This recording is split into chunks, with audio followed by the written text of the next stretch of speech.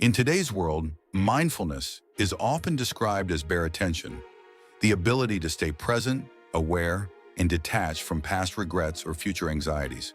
But what's often missing in this modern understanding is the deeper spiritual dimension at the heart of true Zen practice. Western mindfulness, as it's commonly taught, is largely a secular adaptation of traditional sitting meditation, originally practiced by Zen monks not for relaxation, but for awakening. Their goal was not calm, but clarity, not stress reduction, but self-transcendence. Without this core aim, Satori, the insight that pierces the illusion of ego, mindfulness loses its true power. It becomes a technique, not a path, a tool, not a transformation.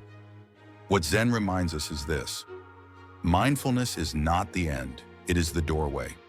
A doorway to letting go, to awakening, to the truth of no self. Let's begin with a real example of that awakening, a sudden enlightenment. Not in silence, but in swordsmanship. Not in retreat, but in battle. This is the story of Miyamoto Musashi and the most important practice he discovered, the sword beyond victory. In the beginning, the sword was about winning, strike faster, move sharper, survive. But for Musashi, the journey did not end with victory. Through decades of duels and solitude, his path became less about the blade and more about the self. He discovered that the highest level of swordsmanship was not about technique or power, but about stillness. A stillness so deep that the mind no longer clings to gain or loss, no longer divides the world into attack and defense, self and other. This is the path of non-duality. This is sword and Zen as one. For Musashi, the real battle was never with the opponent, it was within. And so his greatest pursuit was not to defeat others, but to pierce through the final illusion, the illusion of self. What he called the sword of emptiness was not hollow. It was clear, weightless, free. This clarity, this inner silence, was what he spent his life chasing. And in the end, he named it the final iron gate. Now let us step into his world, a world where stillness conquers motion, where waiting becomes action, and where the unmoved heart holds the key to everything. Miyamoto Musashi's Final Iron Gate and the Unmoved Heart. During the late Sengoku period in Japan, Miyamoto Musashi, regarded as the saint of the sword, faced off against swordsmen from all over Japan. From the age of 13 to 29, he fought over 60 duels and never lost once. But what was the state of his soul? Musashi's reputation wasn't just built on his skill with the sword. His writings, particularly the Book of Five Rings and his 39 precepts, also reveal the depth of his thinking, his rich philosophical realm, and vast knowledge. He truly embodied the title of master and used swordsmanship to understand the way of the world. His writings and actions were filled with profound wisdom about life and governance. Musashi once described the heart of his swordsmanship with the following metaphor: the clear, tranquil waters of a jade pond, reflecting like a brilliant mirror. The spirit behind this image is one of emptiness, a mental and spiritual state of clarity and stillness. In fact, the final chapter of the Book of Five Rings is titled the Book of Emptiness. Musashi believed that the sword of emptiness was the ultimate sword, representing the core of the martial way. Musashi's concept of the way of emptiness was the way of clarity. This clarity is achieved through deep, continuous practice, training both the heart and the mind, sharpening awareness and perception. When the mind is spotless and the clouds of confusion disperse, you reach true clarity. This aligns with Wang Yangming's idea of a bright and clear heart. In swordsmanship, emptiness is a state of freedom, a clear and transparent mindset. When facing an enemy, it means not being clouded by the environment, not swayed by the opponent's actions, and not affected by personal emotions or thoughts. It is about seeing things in their true form and responding accordingly. This is the meaning of emptiness. Life, like swordsmanship, is full of chaotic, high-stakes moments, and the greatest danger is believing you know what is going to happen next. Musashi's insight into seeing through all things to reach their essence didn't happen overnight.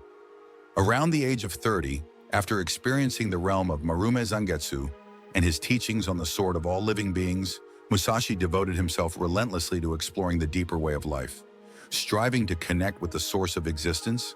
At the age of 50, Musashi reflected on his journey, saying, "From this point, I set my goal as the state of my swordsmanship, an unyielding pursuit.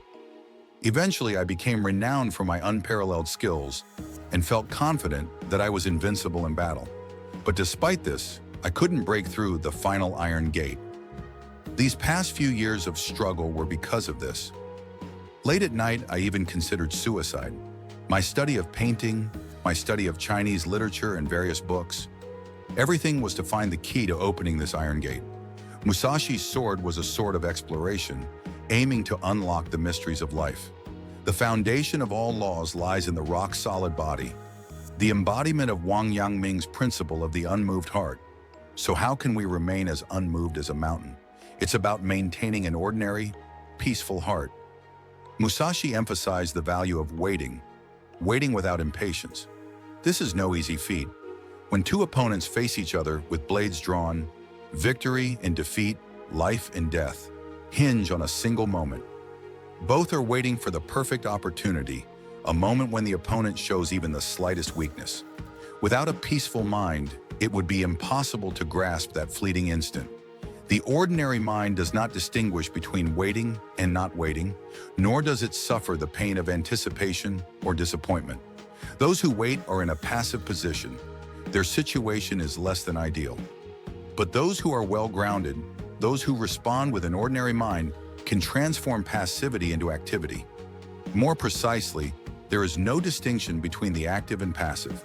This is the one path of non-duality of emptiness. The one path of non-duality and the clarity of an unmoved heart represent the final iron gate Musashi sought, his ultimate pursuit in life. And in the end, Musashi did find what he had been seeking all along. Not just mastery of the sword, but mastery of the self. Through years of practice, reflection, and hardship, he broke through the final iron gate. What he discovered was not another technique, but the sudden illumination of Tao, a moment of Satori, an awakening beyond duality, where the sword, the self, and the world became one. This was Musashi's ultimate victory, a victory of the mind and spirit. But his journey offers more than a warrior's triumph. It reveals a timeless truth. Musashi taught that the ultimate swordsmanship begins not with the blade, but with the mind.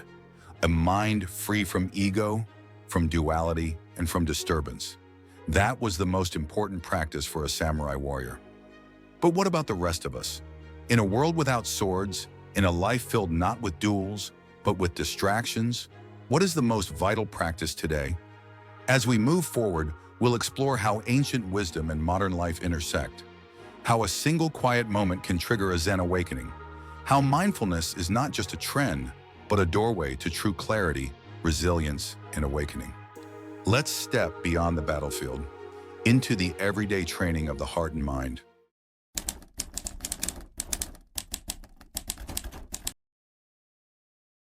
Have you ever sat alone, quietly gazing at a beautiful landscape?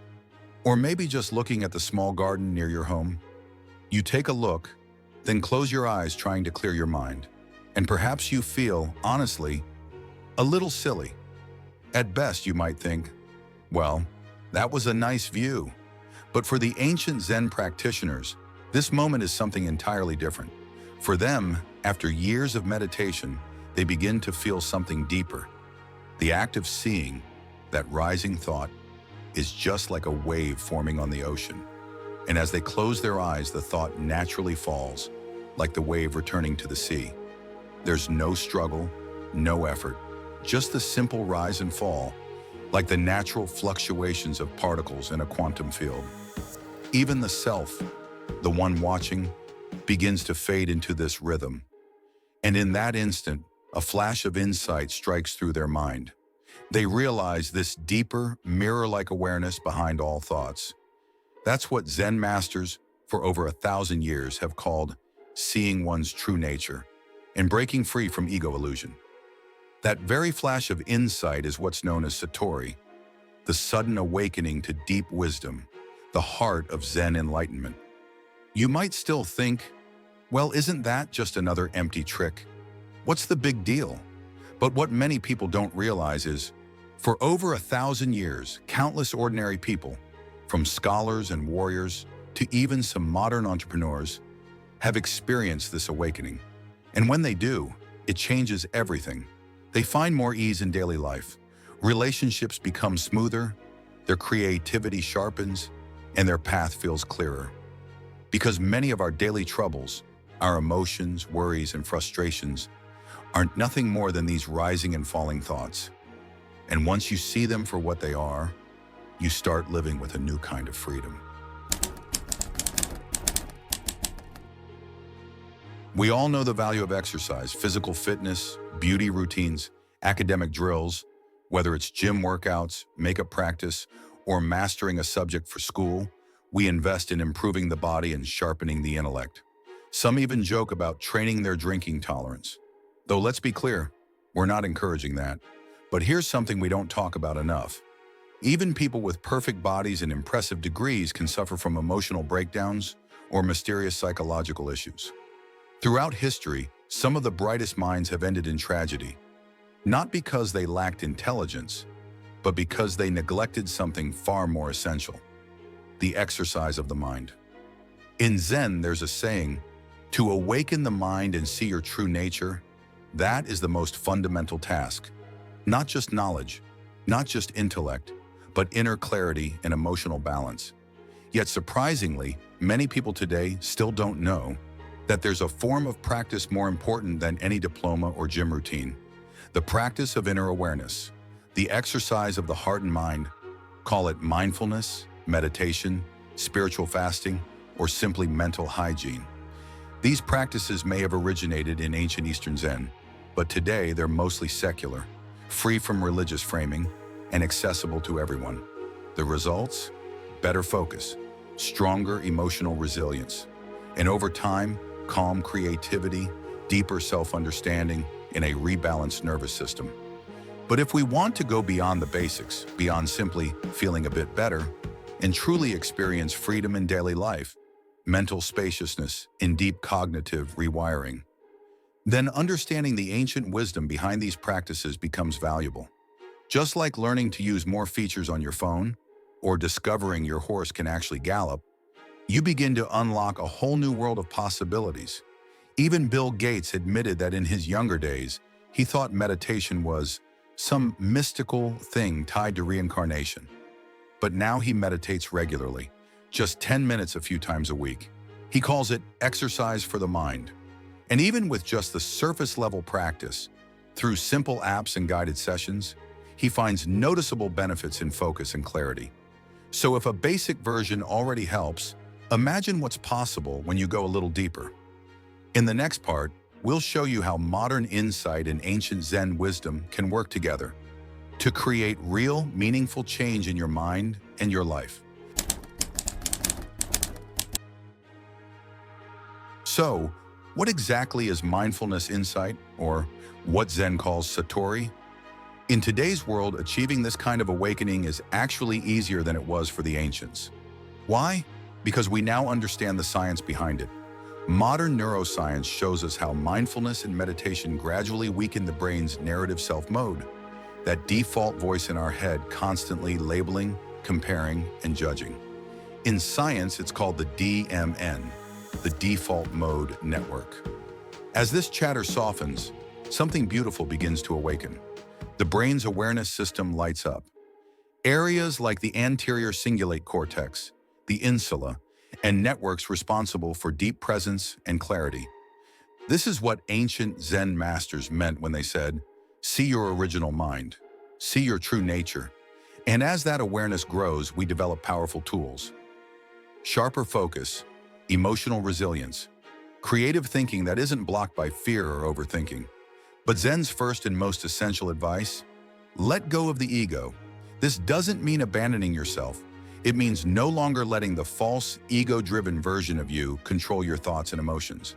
You're still achieving. You're still moving forward. But now you're winning with peace, not with suffering. No mental noise, no tension, just calm joy. Because in the end, you get to choose. Do you want to win with a peaceful heart, or win while fighting your own mind the entire way? Here on True Koan, we'll share practical tools to help you on this path, combining modern mindfulness with the wisdom of Zen. The great Zen master Huineng once said, "You could listen to scriptures for lifetimes and still remain lost. But true awakening can happen in a single moment, and that moment might be closer than you think. It could come during a quiet morning while sitting for 10 minutes in simple meditation. It could arise while reading a Zen story or watching one of our videos. You'll feel it, not as a dramatic breakthrough, but as a gentle flash of clarity. A moment where something shifts. Your awareness sharpens, the mental noise fades, and for a brief instant, you feel the flow of wisdom move through your mind. That's the taste of awakening. From that point on, it becomes your unfair advantage, a calm power you carry through life. Back in ancient times, this kind of awakening was rare and hard to reach. They didn't have neuroscience. They didn't have structured methods or guided tools. Zen masters could only pass it on a heart-to-heart, wordless, intuitive, often after years of silence. There's a famous story of a young monk in Japan who meditated on a single Zen riddle. What is the sound of one hand clapping? He pondered it for 4 years, before the insight finally hit. And there's something important for us to remember. Understanding isn't enough. Reading about Satori won't bring it. Knowing the brain regions involved won't trigger it. Just like reading a book on swimming won't teach you how to swim. You have to get in the water, practice, observe, let go, fall quiet inside. And one day, like learning to float in water, your mind will rest in awareness, light, clear, and free. Because at its core, this is the magic of neuroplasticity, the brain's ability to rewire itself through real experience. So no shortcuts, but also no need to wait years in silence. Just practice a little with the right guidance and watch what happens. About Satori, there's a classic moment from the Tang Dynasty in Guangzhou, China, a story that captures the essence of sudden awakening. 2 monks stood watching a flag fluttering in the wind. One said, "The wind is moving." The other argued, "No, it's the flag that moves." They debated back and forth. The 6th patriarch, Huineng, overheard them and said, "It is not the wind that moves, it is not the flag that moves, it is the mind that moves." In that instant, the monks experienced Satori, a flash of insight. Yet the mind Huineng spoke of was not the ordinary worldly mind, not the mind of ego or emotion. It was the true mind, clear like a mirror, simply reflecting what is. Free from the illusion of a separate self beyond mental constructs, beyond identity. No I is moving in this seeing, only awareness, pure and silent. Awakening is not the end, it's the beginning. In Zen, we call the first moment of awakening seeing your true nature, but it doesn't mean you're fully free. It's like suddenly seeing the map of a maze. That moment, Satori, is powerful, but even after seeing the full layout, you still have to walk out of the maze step by step. That step-by-step journey is called practice. As the ancient sutra says, awakening comes in a flash, but transformation takes time. This is why Zen teaches, before awakening, you sit to seek stillness. After awakening, you practice until stillness becomes your way of life, in walking, standing, sitting, or lying down. So awakening isn't the final prize. It's the starting line of real practice. If your mind is calm and your habits are light, you may find that studying Zen teachings, practicing mindfulness, and contemplating Zen koans can trigger insight quickly. But for most of us in the modern world, our old emotional habits and constant distractions get in the way. So we follow a blended path, insight and practice together. Wu Shu Bing Xing, awakening and training hand in hand. Start small, just 10 or 20 minutes of quiet sitting, 2 or 3 mornings a week. Spend an hour each week exploring Zen koans, mindfulness teachings, or watching videos like this. And then something shifts. You'll start to notice. You're not reacting to things so quickly. Your emotions settle faster. Your presence becomes calmer. And people can feel that. It's the kind of quiet power that makes you magnetic. If you've already glimpsed your inner nature, this true self beyond ego, Then your practice becomes even more grounded, more purposeful. Awakening gives direction to your path. But even if you haven't experienced that flash of insight yet, don't worry, don't chase it. Just start walking. Practice doesn't need force. As Zen says, just let go. No struggle, no pressure. You're not retreating from life. You're stepping into it more clearly, more freely. You'll still win. You'll still succeed. But you'll do it without the noise, without the tension, without the constant self-sabotage of ego. You'll win with calm joy, and that choice is yours to make. To win with peace or win with pain.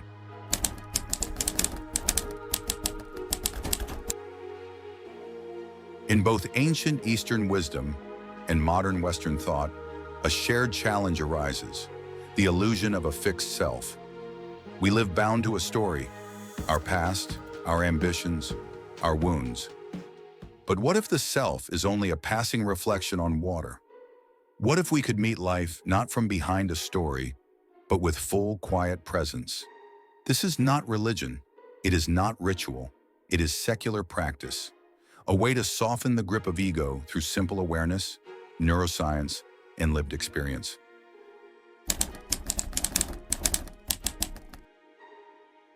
The ego in psychology often appears as the narrative self, that inner voice always talking about me, my past, my future. It's fueled by the brain's default mode network, active when we drift into self-centered thought. Letting go of ego doesn't mean erasing your personality. It means seeing clearly. The storyteller is not the one who sees. It's like shifting from a filtered profile to a raw living stream. Life is happening, with or without the commentary. You are not the story. You are the space it echoes through.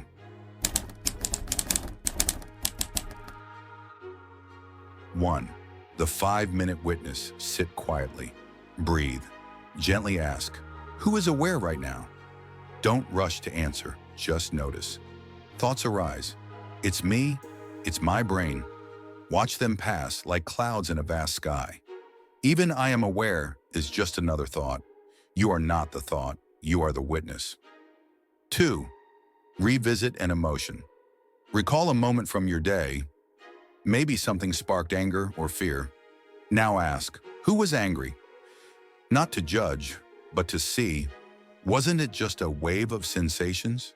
Tight chest, racing thoughts, heat in the face? Now try third-person reflection. There was a body in traffic, a jaw clenched.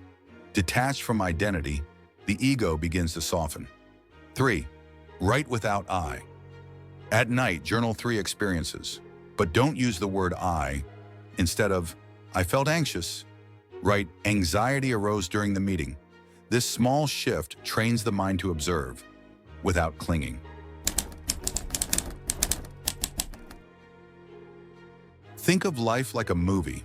Most believe they are the actor, but ego release is like realizing you're also the one sitting in the seat, watching quietly. Or imagine a VR game. Forget it's a game, and the ego takes over. But glimpse your real hands holding the controller, and you remember you are not just the character, you are also the player.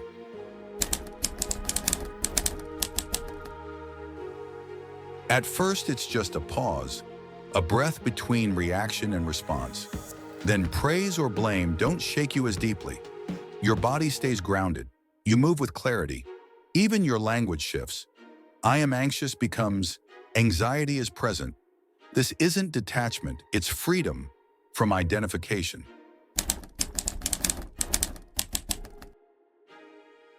Will I lose my ambition? Not at all. When you stop needing to prove yourself, you act with more focus, less friction, like a dancer no longer watching the mirror. They just move. Do I have to be spiritual? No, these are mental practices like brushing your teeth, but for the mind. How long does it take?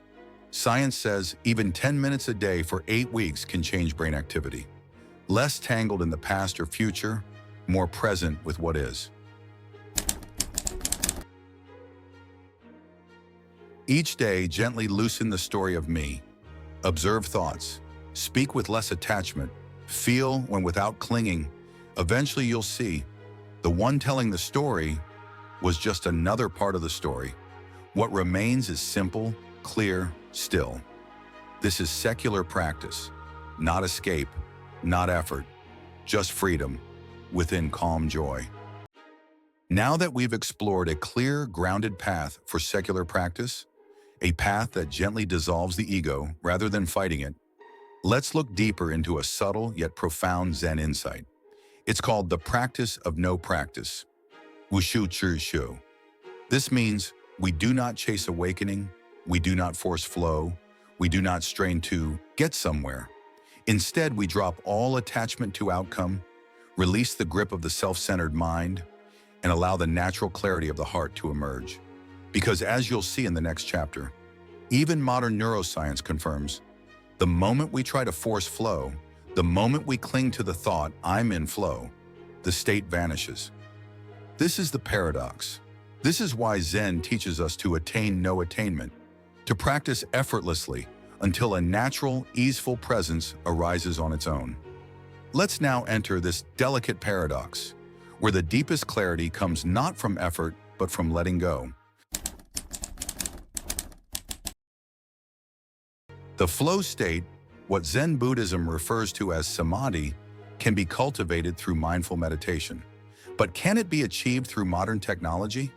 Can we use machines to manipulate our brainwaves and enter this state? Neuroscientists have discovered that whether it's artists, athletes, or Zen monks, their brains show similar patterns when they're in a state of flow. Reduced activity in the prefrontal cortex, the area responsible for rational thought, and increased activity in regions linked to intuition and unconscious processes. The result is a sense of ease, effortlessness, and fluidity. From a neuroscientific perspective, one way to support the flow state is to quiet certain mental functions, essentially, to turn down the volume of the thinking mind. With this understanding, scientists attempted to induce flow using neurofeedback. Participants were connected to electrodes and heart monitors. They learned to control their breathing while observing brainwave feedback on a screen, training themselves to consciously produce the alpha waves commonly associated with flow. But the results were disappointing. As soon as participants had the thought, I'm in flow now, their attention fractured and the state vanished. The experiment failed because it revealed a deep paradox. Trying to grasp flow is the very thing that causes it to disappear. From a Zen perspective, the participants fell into three classic traps: attachment to the self, attachment to the final goal, known in Zen as attachment to cause and effect, and attachment to the present moment. These are precisely the forms of clinging that Zen practice teaches us to transcend. This is known as the paradox of flow. As Mihaly Csikszentmihalyi, the founder of flow theory, wrote in his book, Flow, The Psychology of Optimal Experience, one cannot force oneself to enter flow. The very act of trying to achieve it can prevent it. The hallmark of flow is a sense of effortless action. It's so enjoyable that people will do it even at great cost, for the sheer sake of doing it. But as soon as one becomes self-aware of being in flow, the experience tends to dissolve. So the core insight from this failed experiment is aligned with Zen. The moment flow becomes a goal, it slips away. As soon as one forms the thought, I have achieved flow, the ego reappears, and the mind becomes entangled. The practitioner has not entered the Zen state of samadhi, where the mind abides nowhere and clings to nothing. Modern interpretations of Zen in the West often misrepresent the concept of the now, or the deep present. In truth, Zen warns of attachment to the present moment itself. As the Diamond Sutra says, the present mind cannot be grasped. In the neurofeedback experiment, the moment a participant tried to capture the now and said, "This is the flow," it disappeared. Because that very act of mental labeling is an attachment, an arising of self and concept. What remains is no longer the real present, but a mental construct, and that destroys the natural state of samadhi. True Zen presence does not mean fixating on a particular moment or achieving a specific state of mind. It means letting go of past regrets and future anxieties, releasing all clinging, judgment, and conceptual grasping. Then this very moment becomes a gateway to awakening. But the present moment in Zen is not a fixed point in time. It's not a feeling or a mental state. It is a state beyond time, beyond thought, a pure field of awareness with no mental constructs, no duality, and no fixation. This is precisely what the neurofeedback experiment unintentionally demonstrated. As soon as we try to define or hold on to the now, it vanishes. Zen uses the word now as a symbolic placeholder, not a literal timestamp. It's a skillful means to point beyond time-bound thinking, a linguistic tool used to express the inexpressible. In fact, one of the central teachings of Zen is that true wisdom transcends the limits of language and logic. As Master Rinzai once said, "Let go completely and then let go of the idea of letting go." In the film Point Break, Bodhi leaps from a cliff into a waterfall, an act of ultimate surrender to nature. In Zen meditation, the same leap happens inward, a single thought released, and the mind falls freely into the groundless, anchorless realm of non-abiding. This is flow. This is samadhi, a mind with no clinging, no concepts, no dualities, free to move like water and still like the void.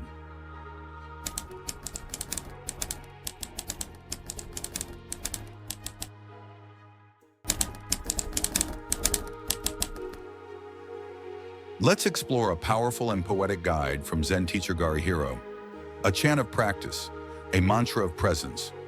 Thoughts rise, thoughts fall, cling to nothing at all, flow with the moment, release it all.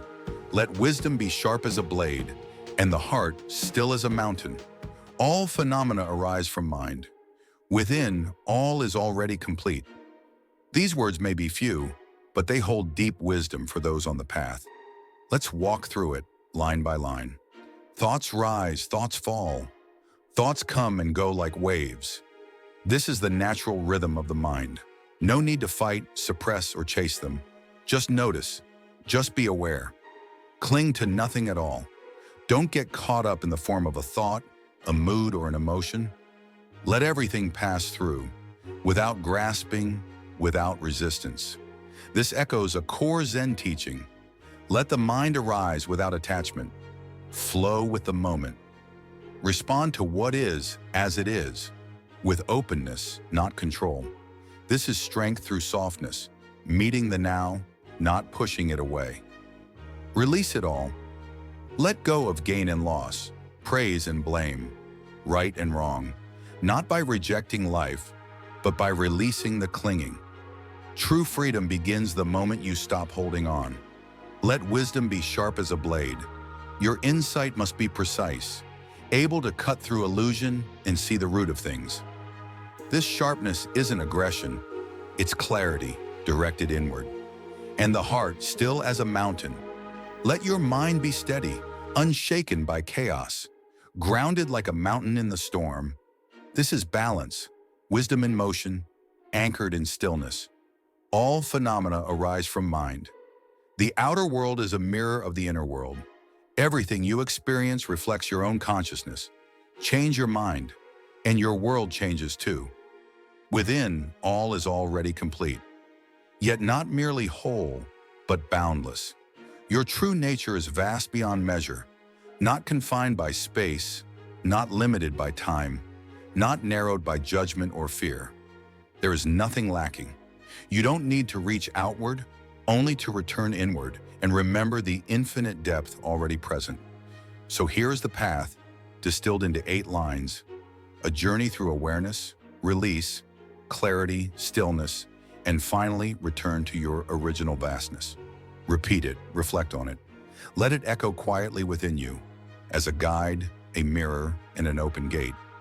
Now let me recite this poetic guide in its original Chinese, because the sound and rhythm in Chinese carry a unique power. 年息年落，无所住想，顺其当下，一切解放，直入道风，心如山冈，魔法微信，具足无量。Have you ever wondered if Zen practice could help us avoid the hidden risks of Stoicism? Let's explore that. Now let's take a moment to offer just a few key points. not to judge, but to invite comparison. We understand that Stoicism has offered strength and clarity to many in the Western world. Its teachings on self-control, resilience, and reason are deeply valuable. But sometimes, growth comes from seeing through a new lens. So we invite you to stay open-minded as we explore how Zen might offer a different, perhaps more spacious perspective. Let's begin. First, emotional suppression. Stoicism teaches us to control our emotions, but taken too far, it can lead to denying them altogether. Zen takes a softer approach.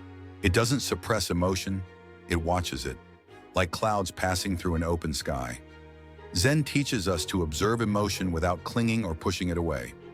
In Zen, emotions are not enemies to fight. They are passing waves, not who we truly are. Second, isolation.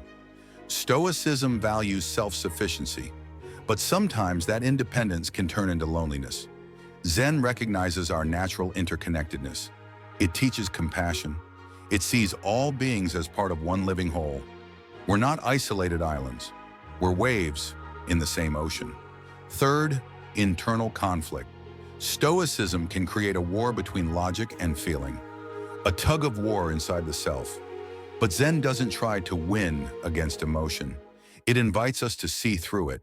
Instead of controlling our inner world with force, Zen helps us let go.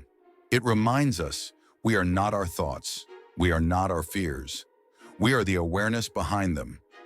In the end, Zen doesn't force strength. It invites presence. It offers a clear, calm mind, a warm heart, and the courage to simply be. That's the Zen way.